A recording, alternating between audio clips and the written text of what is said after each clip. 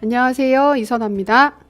오늘은 시험장에 가셨을 때, 논술 쓰실 때 어떠한 기본 원칙들 지키셔야 하는지 몇 가지만 같이 확인하도록 할게요. 그래서 이미 다들 연습하셔서 많이들 잘 알고 계시겠지만 또 시험장에 가시게 되면 생각과 다르게 진행되는 부분들도 있을 수 있으니까 어떤 부분들 염두에 두시고 조심하셔야 되는지 그러니까 일반 원칙들 몇 가지 확인하겠습니다.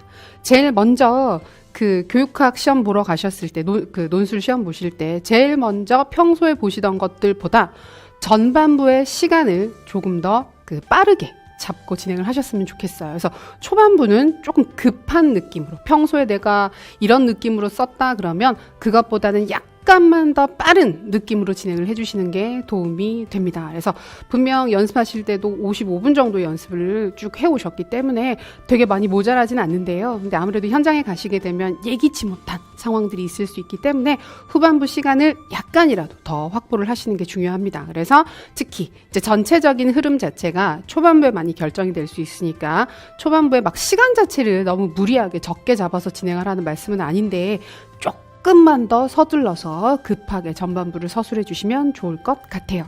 그리고 아무리 서두르시더라도 개요 작성을 하시는 경우에는 개요 구성은 5분에서 10분 정도는 잡으셔야 합니다. 그래서 너무 급하다고 또 현장에 가시면 또 긴장하기도 하고 염려되기도 하셔서 바로 개요 작성도 제대로 하지 않으신 상태에서 글을 쓰시는 경우들도 있는데 안 돼요. 뒤에 수정할 때 시간이 더 많이 걸리고 실수를 했을 때 고칠 수 있는 여지가 너무나 없어지기 때문에 5분에서 10분 정도 빠르게 하시더라도 5분 정도는 잡고 개요를 구성을 하셨으면 좋겠습니다.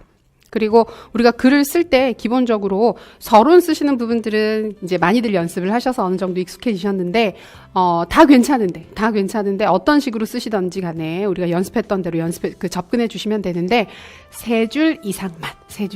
그래서 세 문장, 세 줄 이상만 유지를 해주시고 너무 많이 쓰시거나 너무 적게 쓰시거나 그것보다는 세 줄 이상만 유지를 해주시면 좋을 것 같습니다.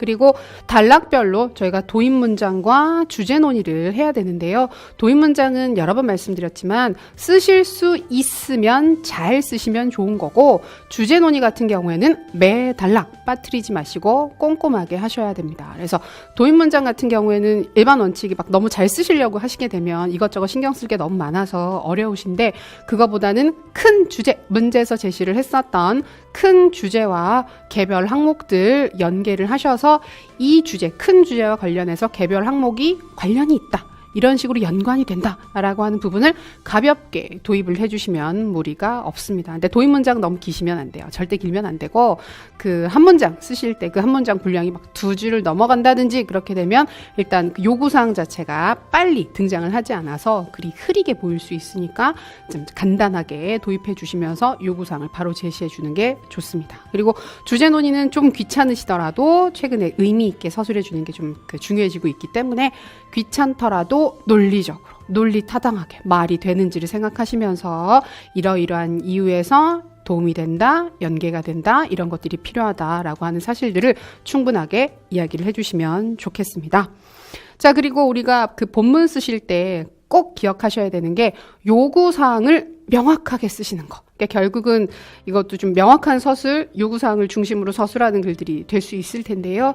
그러니까 잘 쓰고 싶은 욕심, 글을 멋지게 쓰고 싶은 욕심 때문에 너무 이렇게 수식이 화려해진다든지 그 다음에 문장 구성 자체가 복잡해지거나 그러실 필요가 없습니다. 그래서 개념을 쓰라고 하는 경우에는 개념은 이것이다. 특징 2가지를 쓰라고 하면 특징 첫 번째는 이것이다.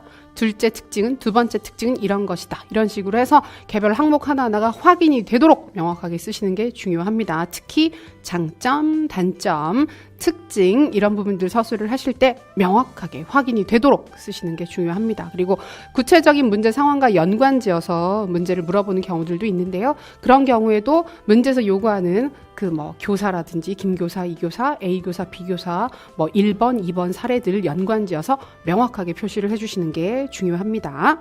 그리고 글을 쓰실 때 문장 자체는 친절하게 서술해 주시는 게 중요해요. 그래서 글을 읽는 사람이 이 내용 영역에 대해서 전문적인 지식을 가지고 있는 전문가가 읽는다라고 생각하지 마시고 내가 학생들한테 설명을 해준다.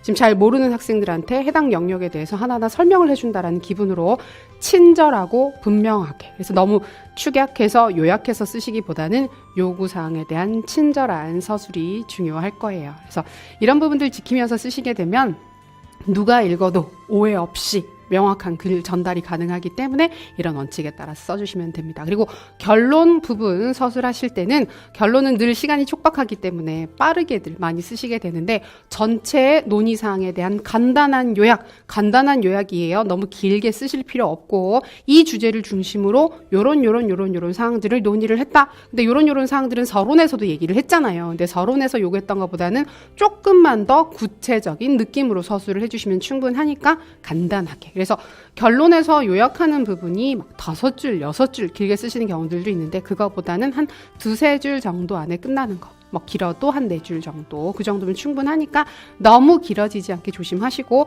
마무리 제언 문장은 뭐 시간이 너무너무 급하면 빼고 가시는 경우들도 있긴 하지만 그래도 이제 큰 주제와 관련해서 교사가 노력할 수 있는 사항이 있으면 교사의 노력으로 서술해 주시면 되겠고, 그게 조금 더 큰 주제다 그러면 학교나 우리 교육 전체의 노력이나 변화를 매개로 해서 이러이러한 노력이 필요하다, 더 많은 성장을 위한 탐구가 필요할 것이다, 이런 식으로 정리를 해두시면 좋을 것 같습니다. 그래서 너무 긴장하실 건 없고 시험장에 가셔도 모의고사를 워낙 많이 연습하셨고 많이 써보셨기 때문에 큰 차이는 없을 거예요. 큰 차이는 없을 거니까 너무 걱정하지 마시고 시험 시작하기 전에도 심호흡 잘 하시고, 그다음에 늘 하던 대로 우리가 문제 분석할 때도 문제 읽고 그다음에 제시 그 요구사항 파악하고 배점 부분 파악하고 그 배점 구조에 따라서 제시문을 읽는 순서로 늘 공부를 해 오셨잖아요. 그러면 늘 하던 대로 하시는 게 제일 좋아요. 시험장에 가셔서 안 하던 무엇인가를 해봐야지 라고 생각하시기보다는 늘상 했던 대로 내가 가장 쓰기 편했던 방식대로